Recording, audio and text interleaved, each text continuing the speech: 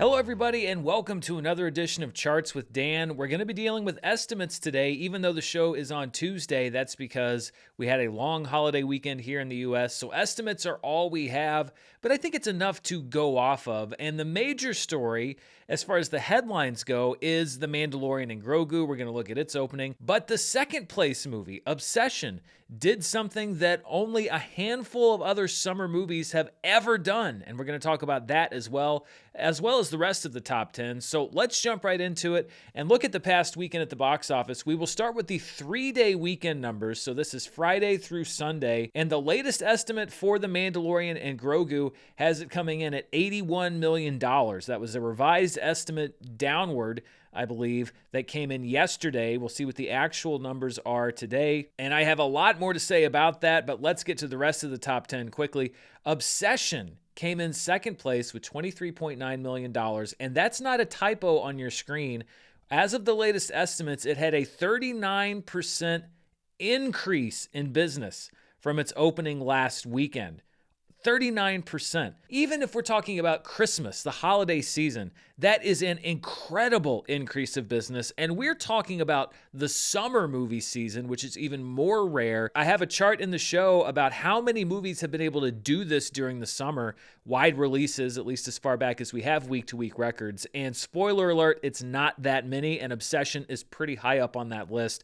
Obviously, this is a movie that's connected with audiences. I found that out in the response to my review, and it has been a word-of-mouth hit. A lot of people are telling their friends they have to go see this movie. It's selling out consistently. It moved up from number 3 to number 2, a 39% increase in business. It doesn't matter what I thought about the movie. And by the way, I did like it. I thought that it was a good movie. This is a fantastic story because it is an original film. It's just a small summer movie that nobody saw coming that is succeeding on pure word of mouth, the old way. This is such a great story to track. We're going to talk a little bit more about it later on.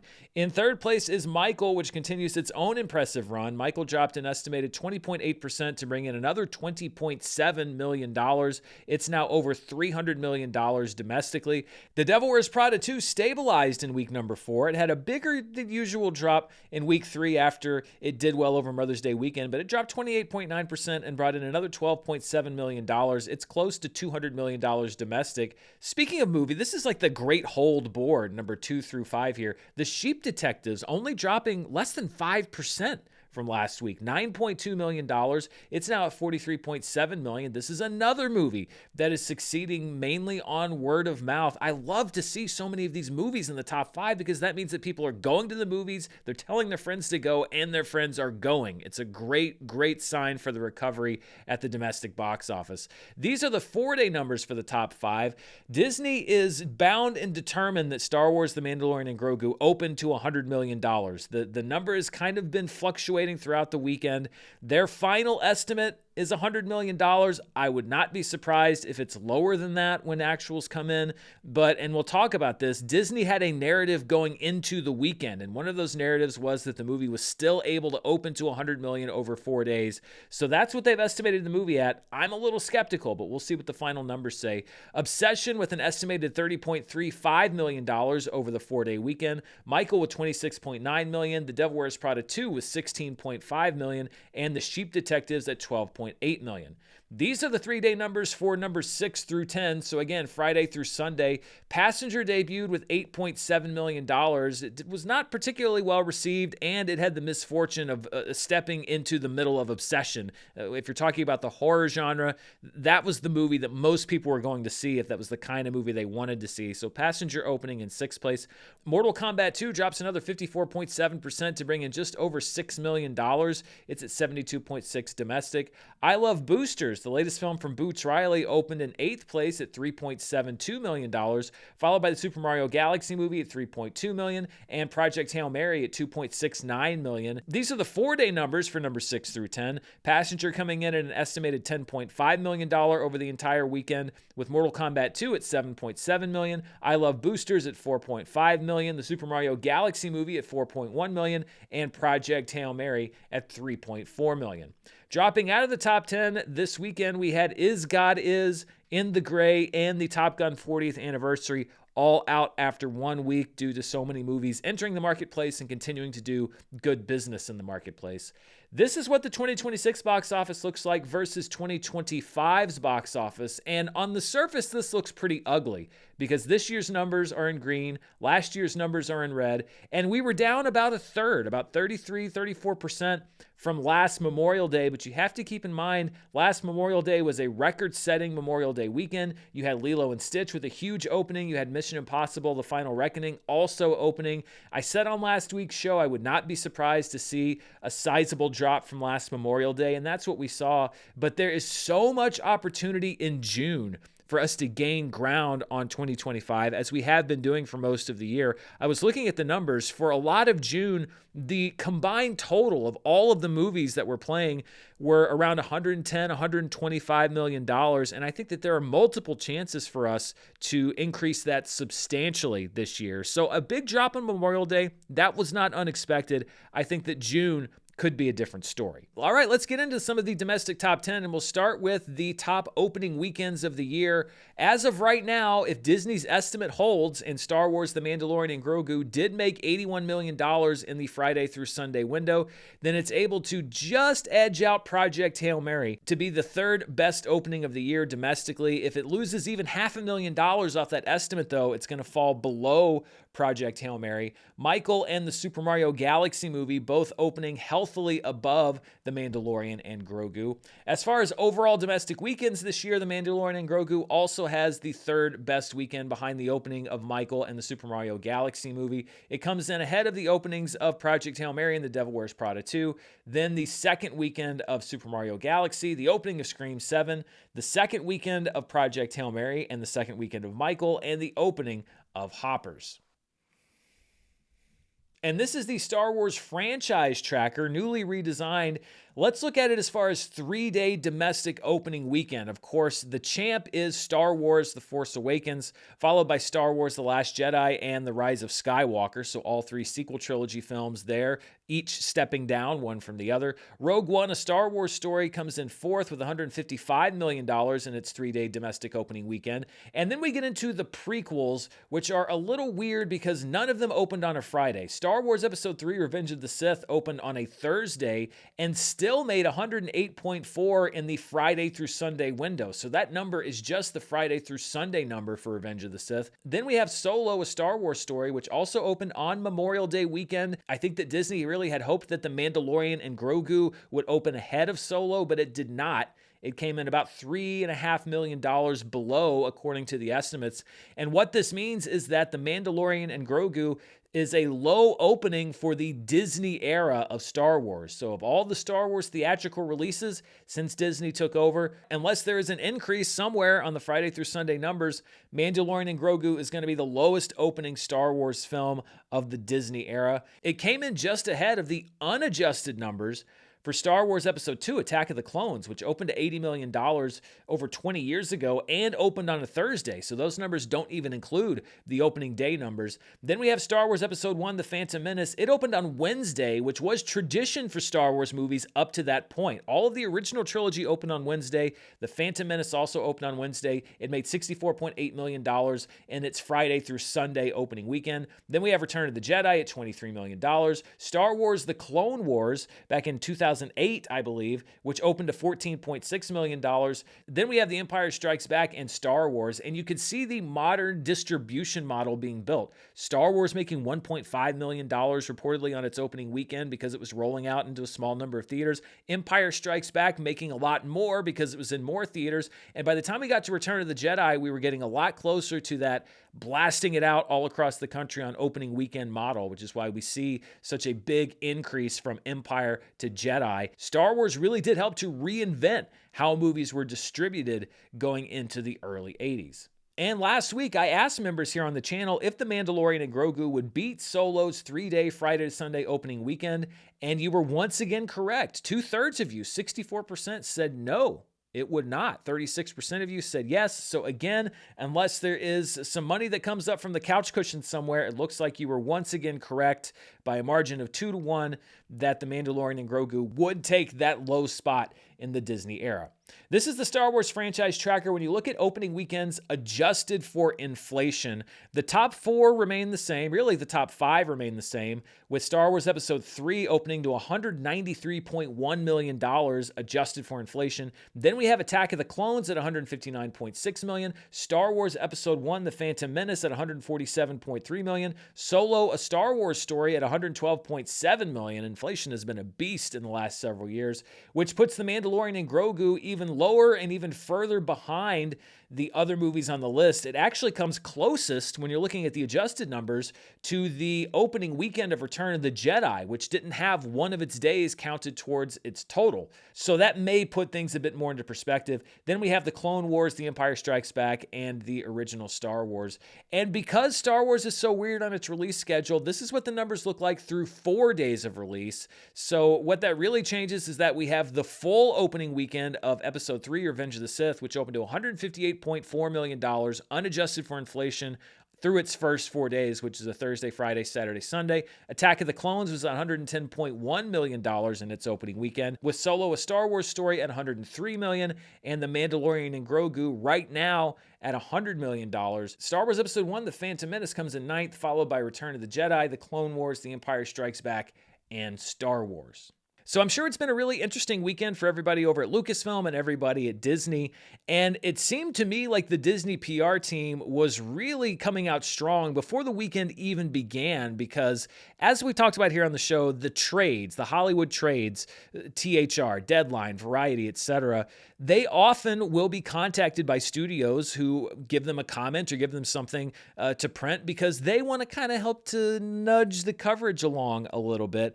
And this was one of the first times I've ever seen articles published on the Friday that a movie came out, already trying to get ahead of the box office story that was going to be a few days later. This was a story that appeared on THR on Friday, the day that Mandalorian and Grogu opened, saying that it won't lose money, but it might not rescue Star Wars either. And a lot of the stories about the Star Wars franchise and where it goes from here, but there were multiple statements from Disney, unnamed people at Disney, saying, well, you know, we don't think it's going to lose money. We think it's going to be able to get to $500 million. But even if it doesn't, it's not really about the box office, because it's about merchandising and the parks and everything else. So it's not, it was really sort of, I feel like they knew how this movie was going to do. And so they said, okay, we need to get the messaging out right now. And when you're judging how this movie does, Mandalorian and Grogu, I think you kind of have to judge it on 2 different levels: in a vacuum as a movie itself and as part of Star Wars. So it was not as expensive as Solo, A Star Wars Story. It was significantly less expensive, reportedly cost around $165 to $180 million. And so that means it has a much lower threshold as far as profitability. Given that, I don't think this is a spectacular opening weekend. We're going to have to see what it does in weekend number 2. Disney is claiming that it's playing well with kids and with older audiences. And if that's true, then it may not have as big of a drop-off in weekend number 2 as a traditional blockbuster or even a traditional Star Wars movie. Now, if it does have a big drop-off, or even kind of the higher side of typical, then I think that we can talk about this movie being in trouble. But it's certainly not rescued by its opening weekend. It's a very opening, not much to write home about, not an absolute disaster, certainly not a success, and really dependent on what happens to it from here. But when you look at it as part of the overall Star Wars franchise, it's hard for me to think that this was the intended outcome. I don't think that it signifies that the franchise is in a particularly healthy place theatrically, especially because it's been 7 years, almost 6.5 years, since a Star Wars movie was in theaters. And it's hard for me to just say, well, this one wasn't supposed to make money. If Star Wars was where it has been, then it wouldn't really have mattered. It would have done much, much better. The fact that we are at a low for the Disney era, I don't think can just be hand-waved off as, well, it was based on a streaming show and it costs less, so it's not a big deal. It may not be a big deal for The Mandalorian and Grogu specifically, but I do think that it's a big deal for the Star Wars franchise. They've got a new, quote-unquote, original movie launching next summer. If that one doesn't do well, the question is, where do they go from here? Do you try to bring back characters that people know? I don't think that this is an absolute disaster for Lucasfilm, but I do think that they are actively trying to tamp down the fire around this film. And it's sort of like Han Solo in A New Hope saying, "We're everything's fine, we're all fine here. How are you?" That's what I get from Disney right now. They can deflect this all that they want, but I do think this does speak to a certain extent to the health of the franchise, and the news there isn't particularly great. All right, let's talk a little bit about obsession, because in all of the ink that's been spilled over Mandalorian and Grogu, I don't think that really enough has been said about what obsession did this past weekend. As we saw in the top 10 chart, it had a 39% increase in business in its second weekend. Now, if you watch the show, you know that this is somewhat common around the holidays, where a movie will come out a few days before Christmas and it'll do well in its opening weekend, and then it hits that post-Christmas boom and has an increase in business. But it is very rare for a movie that comes out in the summer and wide release, I'm talking 1,000 theaters or more, to increase business from week to week, because the summer structure, the release structure, is completely different. It's not like Christmas where there's a big batch of movies and they all sit in theaters. There's a new movie almost every single week. The competition is constant. Audiences are jumping back and forth to old movies, new movies. It's so rare, in fact, for a summer movie to have an increase in business from weekend 1 to weekend 2, that in my research, I found that only about 20 films that were in wide release have been able to do it during the summer months. Now, this only goes back to the early 1980s, because that's when consistent week-to-week box office stats really started to be kept. Let's look at the movies that had the biggest increases in business. Right now, number one is Adventures in Babysitting. Back in July of 1987, it had a 44.9% increase in business from weekend number 1 to weekend number 2. But right behind it is Obsession, the second best increase for a summer movie from week 1 to week 2 in wide release at 39%. And honestly, I wouldn't be shocked if it was able to jump into that number 1 spot, because that number has been growing all weekend. At one point, it was a 16% increase, then it jumped to 39%.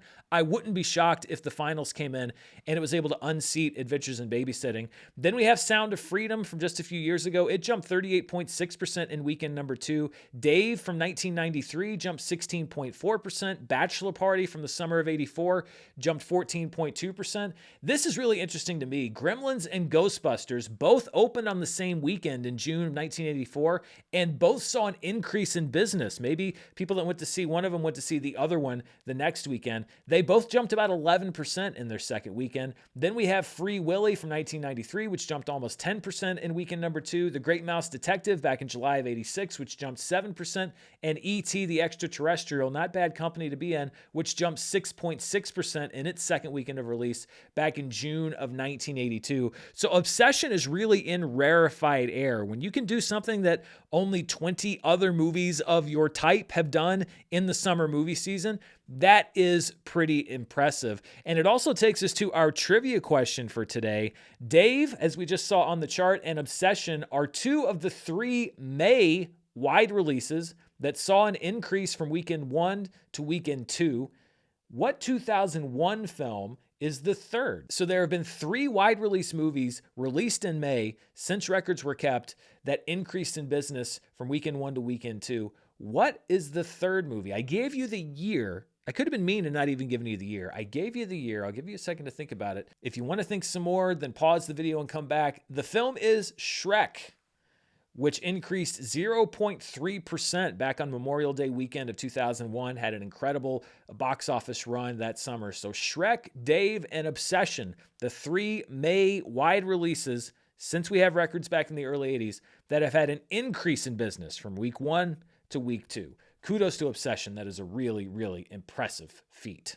Let's take a look at some of Michael's latest records. First of all, it moves up to become the 4th highest grossing film in the history of Lionsgate at $321.1 million. And it's got eyes on that number 3 spot. I think it's going to get there. I don't see any reason that it's not. It's definitely going to get there. Then we'll see if it can get up to 400 million, get up to maybe number 2. But it has been steadily moving up this chart. It's also right now only about $9 million behind Oppenheimer to become the 4th highest grossing non-sequel of the decade, and then it'll be right behind Project Hail Mary to see if you can bump it back down to number 4. So Michael really continuing to do great business in the background. It's also now officially the second highest grossing music biopic of all time. It has unseated Bohemian Rhapsody and is behind only Funny Girl, which came out quite some time ago and made about $500 million if you adjust for inflation. The Devil Wears Prada 2, also, as I teased on last week's show, has moved into Meryl Streep's highest grossing films of all time, adjusted for inflation. It's number 1 if you don't adjust for inflation, but it is now her 8th highest grossing movie of all time, adjusted for inflation, ahead of Into the Woods and Manhattan, the Woody Allen film from 1979. Now, this does not include movies which were just voice cameos. This is actual appearances by Meryl Streep. Right now, The Devil Wears Prada 2 is right behind the original Devil Wears Prada. It should pass it pretty soon. Also pretty close behind A Series of Unfortunate Events and Mary Poppins Returns. I could see it passing Mary Poppins Returns and Mamma Mia for sure. Then we'll see if it can get closer to that $250 million mark. But look at these top 3 movies.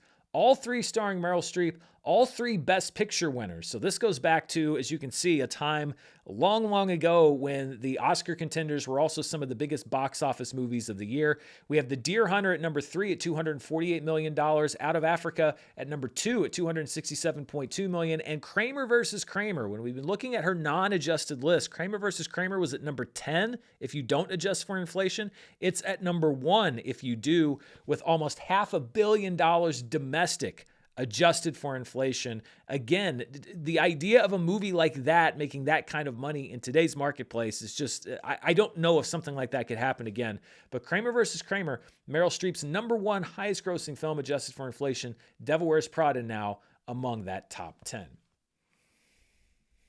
Let's talk a little bit about the Mortal Kombat franchise. Mortal Kombat 2 is now the number 1 highest grossing domestic film in the franchise at $74.3 million, so it has unseated 1995's Mortal Kombat. However, if you adjust for inflation, it's still about $13 million behind Mortal Kombat Annihilation and has yet to make even half of what 1995's Mortal Kombat made, again, adjusted for inflation. And before we leave the weekend top 10 behind, I want to take a look at the biggest theater count changes from this past week. Top Gun, the 40th anniversary, lost the most theaters, lost 1,915, although it still played in 380, so they must have extended that run a little bit. Speaking of Shrek, the 25th anniversary screenings also dropped about 1,200 theaters, but they were still in about 170. Hokum lost the vast majority of its theaters, 900 of them. It's still in 295. Project Hail Mary shed a big chunk of theaters. It lost 856. It's still in 1,321. And Mortal Kombat 2 lost a big chunk as well. It lost 808 theaters. It's still in 2,726. So we move now from the Memorial Day weekend to the last weekend in May as we move into June. And that takes us to our Charts with Dan member poll question for this week. The big buzzy release this upcoming weekend is Backrooms, which took me by surprise. It's further proof that the youth of today have their own stuff going on because I didn't even really consider it when I was doing my top 10 summer movies, but this is a hotly anticipated film. And I have seen projections for this movie all over the place, from $30 million to $40 million to $50 million and even higher. We'll see what actually happens. I am going to go check it out and I'll get you a review for it here on the channel this week. But what I want to know is, do you think The Mandalorian and Grogu will lose the number 1 spot to Backrooms this weekend? So let's say Mandalorian and Grogu drops off about 50%. That'd put it around $40 million. If Backrooms opens to $45 million, it could take that number 1 spot. Do you think that The Mandalorian and Grogu's time at number 1 is going to be short-lived? You can vote now in the member poll. You got a pretty perfect record when it comes to predicting the future lately. I will be revealing the results on next week's Charts with Dan. All right, let's take a look outside of the North American market and take a look around the world. These are the top 5 films internationally. At number 1 was The Mandalorian and Grogu with a $63 million international opening. Not a huge number. Again, Star Wars has been struggling a bit. It was never really that big in China, and this movie seems to have struggled in general. It was day and date in almost every major market around the world, bringing in $63 million. So Disney cannot look to the world, really, to do a lot more when it comes to this movie. China's got its own version of Obsession right now, and that's Dear You, which had a huge increase in business last weekend, and it basically held steady, actually ticked up a bit this weekend at $39.5 million. So this is another local film in China that has really struck a chord, struck a nerve there, and is doing great business in its third weekend. Michael lost about half of its business from last weekend to come in at $28.5 million. The Devil Wears Prada 2 came in at $21.2 million, and the South Korean film Colony, which I believe played at the Cannes Film Festival, opened to $12.2 million. When you take those international numbers and you combine them with our domestic numbers, we get the top films worldwide, and we are doing our expanded top 10 worldwide.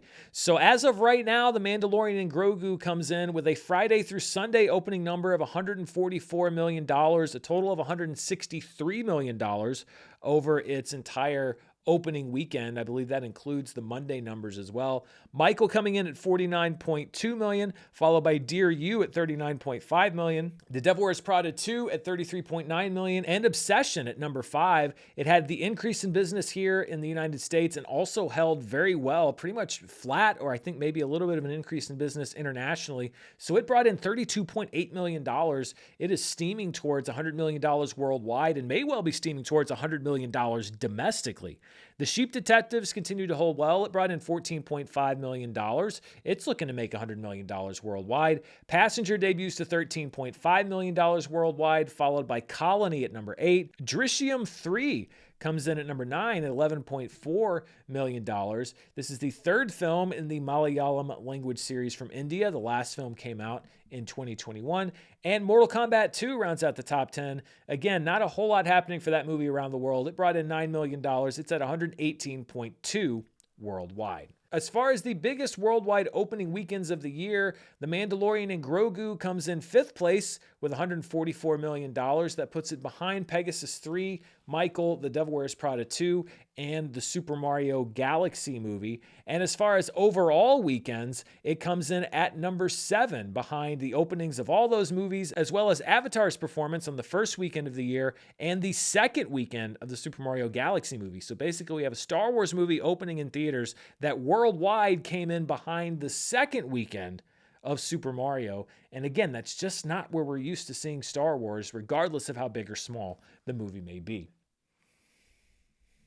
Let's take a look at the summer domestic box office. The Devil Wears Prada 2 is number 1 right now at $200 million. The Mandalorian and Grogu comes in 2nd place with $100 million, so it enters the list at number 2. Not a shock there. Mortal Kombat 2 is down 1 spot to number 3, followed by Obsession at number 4, and The Sheep Detectives down 2 spots to number 5. So Obsession was really able to hang on to that number 4 spot because it did so well and kind of leapfrog Sheep Detectives. Hokum comes in at number 6. That's a 1-spot drop. Passenger enters the list at number 7. Billie Eilish, Hit Me Hard and Soft, is down 2 spots to number 8. The Top Gun 40th Anniversary is down a spot to number 9. Animal Farm is down 3 spots to number 10. And Deep Water and In the Gray are off of the domestic summer box office top 10. And this is what I predicted the top 10 movies of the summer would be. The Devil Wears Prada 2, which I predicted to be number 6, is currently number 1. The Mandalorian and Grogu, which I predicted to be number 7 for the summer, is currently number 2. So we'll see what the outcome of the duel between The Mandalorian and Meryl Streep is, and that could help determine how accurate I am for the summer overall. The rest of my movies, a lot of them opening in June. I've got 4 movies on my summer top 10 opening in June, 1 for each weekend. So it's critical that I do well in June. There's already a sleeper hit in Obsession, maybe another one that I didn't see coming, but others did with Backrooms that could be threatening to get on this list. So it could be a very interesting summer top 10, and we're just now getting to the end of May. Let's return to the domestic side and look at some of our specialty charts from this past weekend. First of all, these are the top 5 per theater averages for the 3-day weekend. At number 1 was Tuner, which played in 4 theaters and brought in $25,500 per theater. I mentioned this last week. I saw this movie at Sundance. I really liked it a lot. It's expanding. I don't think it's going into full wide release this upcoming weekend, but it is going into many, many more theaters. If it's playing near you, it's a recommendation for me. Star Wars, The Mandalorian and Grogu right now coming in at number 2 at $18,837 per theater in each of its 4,300 theaters. Some of the smaller movies on holiday weekends don't don't report, so it's possible there could be one or two on this list that we don't have grosses for yet, but we're going with what we have right now. Obsession coming in third place at just over $9,000 per theater, with Michael coming in fourth place at $5,800 per theater, and Drishium 3 at number 5 at $4,242 per theater in each of its 284 theaters. These were the top films in limited release this past weekend. At number 1 was Drishium 3, which brought in $1.2 million, followed by the horror film Corporate Retreat, which opened in 512 theaters and brought in just a little bit under $300,000. Then we have Tuner in 4 theaters, bringing in just over $100,000. Silent Friend expanded to 54 theaters and brought in $62,000. And Mobile Suit Gundam Hathaway, The Sorcery of Nymph Cersei, as we often see with anime events, had a big theater count drop and a big overall drop in its gross, but it still brought in about $56,000. This is what the 2026 domestic top 10 looks like. Wuthering Heights gets bumped down one spot to number 9, with The Mandalorian and Grogu entering the chart at number 8. Mortal Kombat 2 is able to hang on to the number 10 spot. The rest of the top 10 is unchanged. Mandalorian and Grogu will be climbing up this chart over the next couple weeks, and we'll see how high it goes. Right now, the Super Mario Galaxy movie number 1 at $424.5 million, and Project Hail Mary number 2 at $340.3 million. And these are the top 10 movies of the year so far worldwide. The Super Mario Galaxy movie continues to crawl its way to $1 billion. It's at $980.3 million. Michael is up 2 spots to be the second highest grossing film of the year. It's getting close to that $800 million worldwide mark. Project Hail Mary down 1 spot to number 3, with Pegasus 3 down 1 spot to number 4. The Devil Wears Prada 2 is at number 5, followed by Hoppers, Wuthering Heights, Blades of the Guardians, Scream 7, and Scare Out. The Mandalorian and Grogu should be making its entry onto this list sometime in the next few days. So that's what I've got for you as far as the box office. Before I go, let's take a look at the latest numbers from the world of streaming. And we will start with the latest numbers from Netflix. These are for May 11th through the 17th. New ones should be out later today. And these were the most watched programs for that week. At number 1 was Swapped, which is really proving to be a slow starter, but a consistent deliverer for Netflix. In its 3rd week of release, it brought in another 26.35 million views, ahead of Remarkably Bright Creatures, which I believe had an increase in viewership in its first full week on the platform at 20.32 million views. Then we have The Roast of Kevin Hart, which brought in about 13.5 million views, and the Netflix original movie The Crash, which is a true crime documentary about a teenage girl accused of intentionally crashing her car in order to injure her boyfriend. You might have seen that in the news. It brought in 11.68 million views. Apex drops down to number 5, but brings in another 10 plus million views. Then we have GOAT, which of course hit theaters earlier this year through Netflix's deal with Sony. They are the first streamer to get Sony releases, so GOAT comes in at 9.24 million views. Then we have Worst X Ever at number 7. At number 8 is the Netflix original series Nemesis, which is a cop show set in Los Angeles. It brought in just over 7 million views. Then we have Legends Season 1 at 6.56 million views, another crime show set in the UK about undercover agents infiltrating drug rings. And at number 10 is My Dearest Assassin at 6.23 million views. These are the most watched Netflix programs overall in 2026 since January 5th, which is when the numbers start. War Machine right now, number 1, with The Rip at number 2.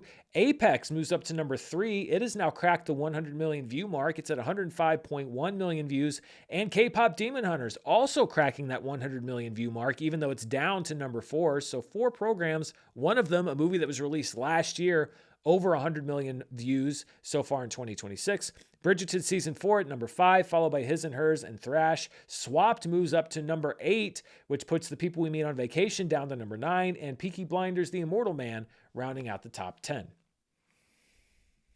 So those are the latest numbers from Netflix. Let's take a look now at the latest numbers from Nielsen. Now, unlike the Netflix numbers, these are domestic numbers only. They're not global, and they're delayed by about a month because that's how Nielsen does their business. So these are the most watched streaming movies for the week of April 20th through the 26th. At number 1 was Apex. It was its debut week at 14.16 million hours watched. That's how Nielsen measures ratings, not through views, but through hours watched. Roommates is at number 2, followed by Zootopia 2 and Balls Up. The Netflix film 180 enters the chart at number 5 at just over 3 million hours watched. Then we have The Devil Wears Prada. A lot of people obviously wanting to watch the first movie ahead of the second one's release in theaters at 2.8 million hours watched. Thrash is at number 7, followed by K-Pop Demon Hunters, still hanging around in the domestic top 10.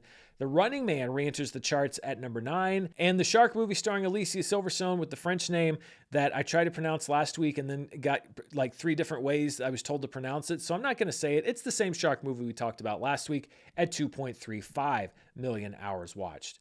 And Apex put up the 5th best debut for a new streaming movie in 2026 at 14.116 million hours. That comes in just behind Joe's College Road Trip from Tyler Perry, the debut of War Machine, the debut of The Wrecking Crew on Amazon, and The Rip back in early January, which still has the best debut for a new streaming movie here domestically at 23.2 million hours watched.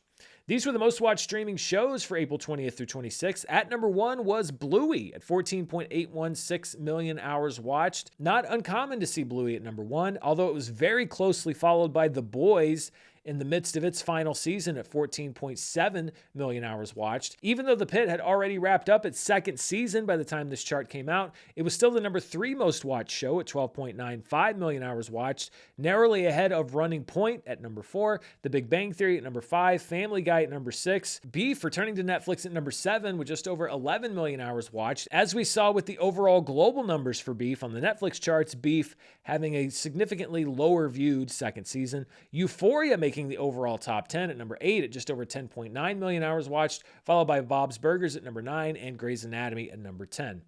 And these were the top 20 streaming shows as far as watch time per available episode. So you take the number of hours watched divided by the number of episodes you can watch. That's how we get this number.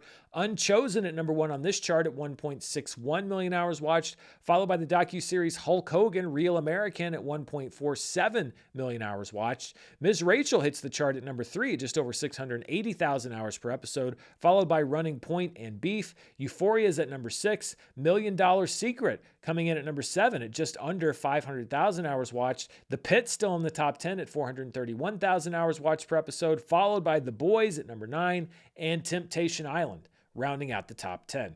And those are all the numbers I have for you this week. Before we go, I just wanted to take a look at some things I think you might be interested in, both in theaters and at home this upcoming week.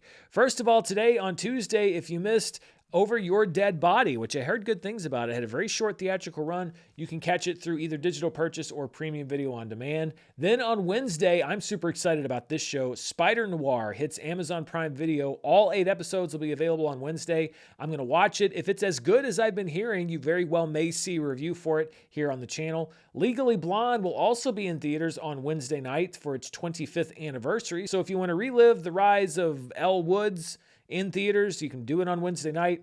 On Thursday, Scream 7 hits Paramount Plus if you missed it in theaters, and Hacks will also have its series finale on HBO Max on Thursday. Then this upcoming weekend on Friday, the big release is Backrooms, which is a very buzzy movie. And again, I think it really has the younger generation of moviegoers, much younger than me, excited. I think it's got some real box office potential. It'll be hitting theaters around the country this upcoming week.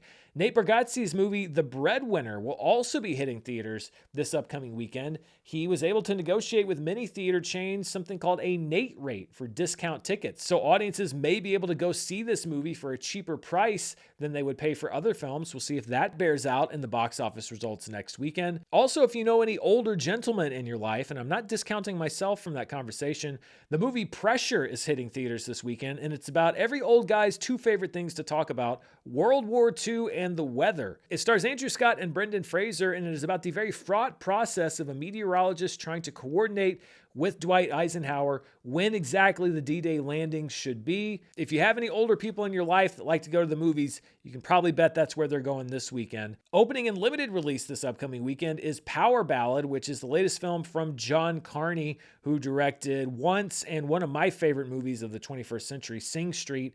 It's going to be in a very small number of theaters this weekend, and then we'll be expanding into more theaters next weekend. Tuner, as I mentioned, will also be expanding into more theaters this upcoming weekend, so you might be able to check it out. On Apple TV, John Travolta's directorial debut, Propeller One-Way Night Coach, which had a screening at the Cannes Film Festival, will be making its debut. And the Charlie XCX fake docudrama, The Moment, will be making its debut on HBO Max. And that's everything I've got for you this week. As I mentioned, it's a busy week of entertainment ahead, so stay tuned right here for the latest in movie news, reviews, box office. I've got my live show on Wednesday. I'll have the box office results for Backrooms and Mandalorian and Obsession and all of those movies on next week's show. By the way, I'm just going to tell you in advance, next week's Charts with Dan will be on Monday because I have to travel on Monday for a screening, which means I have to do the show on Sunday night. So we'll be using estimates again next week, but don't worry, we'll get through it. Most of all, though, thank you for watching this episode. If you're not subscribed, please hit that subscribe button. If you want to be a member, check the description below so you can figure out how you can vote in all the member polls and everything else we do here on the channel. Until next time, stay safe, and I'll see you then. Bye.